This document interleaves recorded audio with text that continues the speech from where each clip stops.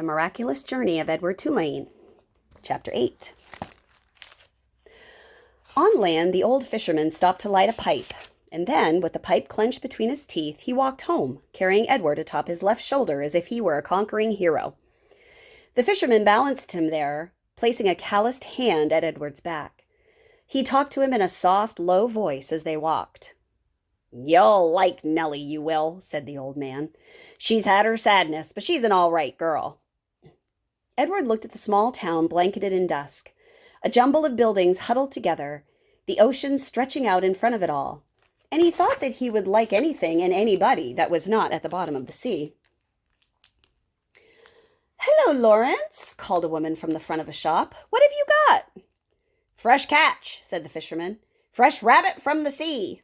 He lifted his cap to the lady and kept walking. "There you are now," said the fisherman. He took the pipe out of his mouth and pointed with the stem of it at a star in the purpling sky. "There's your North Star right there. Don't ever have to be lost when you know where that fellow is." Edward considered the brightness of the small star. "Do they all have names?" he wondered. "Listen at me," said the fisherman, "talking to a toy. Oh, well, here we are then." And with Edward still on his shoulder, the fisherman walked up a stone-lined path and into a little green house. "Look here, Nellie," he said. "I brought you something from the sea." "I don't want nothing from the sea," came a voice. "Ah, now, don't be like that, Nell. Come and see, then." An old woman stepped out of the kitchen, wiping her hands on an apron. When she saw Edward, she dropped the apron and clapped her little hands together and said, "Oh, Lawrence, you brung me a rabbit." "Direct from the sea," said Lawrence.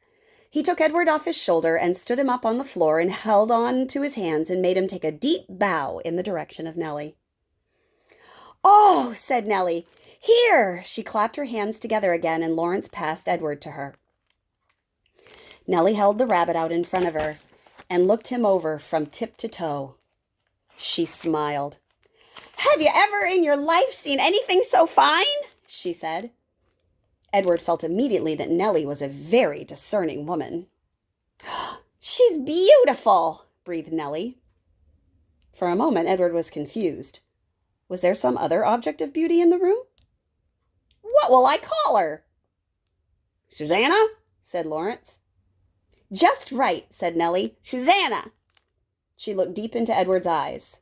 "First off, Susanna will need some clothes, won't she?"